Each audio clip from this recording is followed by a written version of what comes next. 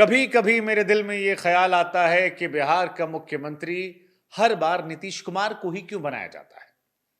यह ख्याल आपके मन में भी आया होगा। हमें लगा कि आज इस ख्याल का जवाब आपको दे दें, क्योंकि जेडीयू के पास केवल 45 विधायक हैं। इसके बावजूद नीतीश कुमार आरजेडी के साथ रहकर ये मुख्यमंत्री थे और अब बीजेपी के साथ रहकर भी मुख्यमंत्री हैं, और बीते 18 सालों से वो किंग मेकर भी हैं और किंग भी बन रहे हैं। खाली 9 महीने का कार्यकाल ऐसा था जब नीतीश कुमार मुख्यमंत्री नहीं थे, जीतन राम मांझी बने थे, और उन्हें भी नीतीश कुमार ने ही बनवाया था। अब बड़ा दिलचस्प ये है, इसको समझने के लिए आपको बिहार के गणित को समझना पड़ेगा, क्योंकि बिहार के गणित में ही नीतीश कुमार के मुख्यमंत्री बनने का राज छिपा हुआ है।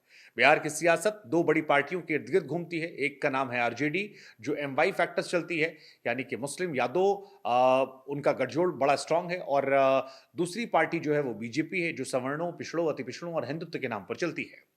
लेकिन इन दोनों के बीच में गुंजाइश नीतीश कुमार के लिए बन जाती है, और यहीं से नीतीश कुमार के सीएम बनने का रास्ता निकल जाता है।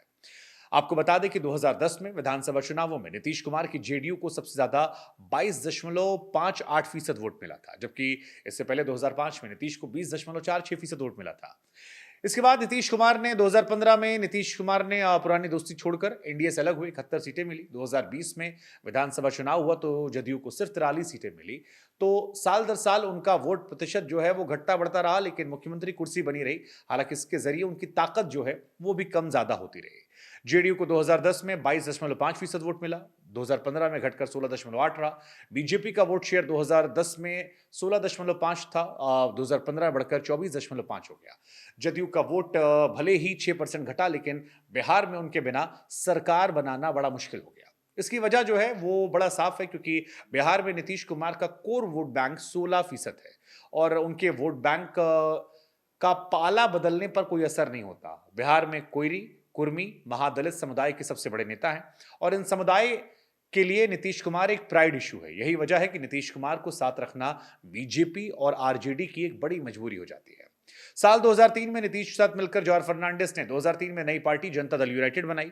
इस वक्त जॉर्ज फर्नांडिस इस पार्टी के दूसरे बड़े नेता थे। हालांकि नीतीश दूसरे बड़े नेता थे। हालांकि 2009 आते आते नीतीश इतने मजबूत हो गए, जॉर्ज कमजोर हो गए, और दोनों नेताओं के बीच में खटास पैदा हो गई। खराब सेहत का हवाला देते हुए नीतीश कुमार ने जॉर्ज फर्नांडिस को 2009 लोकसभा चुनाव में टिकट नहीं दिया। इसके बाद जॉर्ज फर्नांडिस ने मुजफ्फरपुर से निर्दलीय चुनाव लड़ा, लेकिन बुरी तरह हार गए। इस तरह नीतीश कुमार ने अपने राजनीतिक गुरु को हमेशा के लिए साइडलाइन कर दिया। यह पहला और आखिरी मौका नहीं था जब नीतीश कुमार के फैसले के बीच जो आया उसको रास्ते से हटाया गया हो। पार्टी के शुरुआती दिनों के नेता दिग्विजय सिंह, शरद यादव को भी नीतीश कुमार ने जॉर्ज फर्नांडिस की तरह साइडलाइन किया था। अब ललन सिंह जदयू को महागठबंधन साथ रखना चाहते थे, तो नीतीश कुमार ने सबसे पहले अध्यक्ष पद से उन्हें हटा दिया। जब पूरी तरह से पार्टी पर नीतीश की पकड़ मजबूत हुई, तब जाकर बीजेपी के साथ सरकार बनाने का फैसला किया। जदयू में सबसे मजबूत नेता की छवि ने उन्हें बिहार की सियासत में इतना ताकतवर बनाया है। एक मुख्यमंत्री के रूप में नीतीश कुमार बिहार की राजनीति में विवादों से दूर रहे। इससे प्रदेश में उनकी साख मजबूत हुई। बीजेपी नेता अरुण जेटली ने 2005 के विधानसभा चुनावों से पहले नीतीश कुमार को मुख्यमंत्री बनाने का फैसला किया था, जो सटीक गया। लालू यादव के शासन के बाद 2005 और 2010 के बीच नीतीश कुमार ने बिहार में बिजली, सड़क और अपराध को रोकने पर अच्छा काम किया। इससे उनकी छवि मजबूत हुई। लोग उन्हें सुशासन बाबू कहने लगे। इसी तरह नीतीश कुमार प्रदेश में पसंदीदा सीएम बनकर उभर आए। बिहार की पॉलिटिक्स में लालू यादव की पार्टी को एमवाई यानी मुस्लिम यादव समीकरण वाली पार्टी के तौर पर जाना जाता है। 1990 के बाद से रजत के बड़े नेता अपने मूल वोट बैंक को साधने में लगे रहे। इसी वजह से दूसरी जातियों का वोट रजत को ना के बराबर मिलता रहा। इसी समय 30 से ज्यादा ईबीसी समुदाय और एससी को साधने की कोशिश नीतीश कुमार और उनकी पार्टी ने की। उन्होंने 2010 के विधानसभा चुनावों में काफी सफलता हासिल की। इस बार विधानसभा चुनाव में तकरीबन 22% वोट मिला। हालांकि 2020 विधानसभा चुनाव में तेजस्वी ने 10 लाख रोजगार का वादा किया, और ये कोशिश की कि उनकी पार्टी एमवाई नहीं बल्कि ए टू जेड की पार्टी है, लेकिन तब तक काफी देर हो गई थी। नीतीश अपने वोट बैंक को साधकर मजबूत नेता बन चुके थे। बीजेपी के साथ गठबंधन में रहकर नीतीश कुमार पहले से ज्यादा मजबूत नेता बनकर उभरे।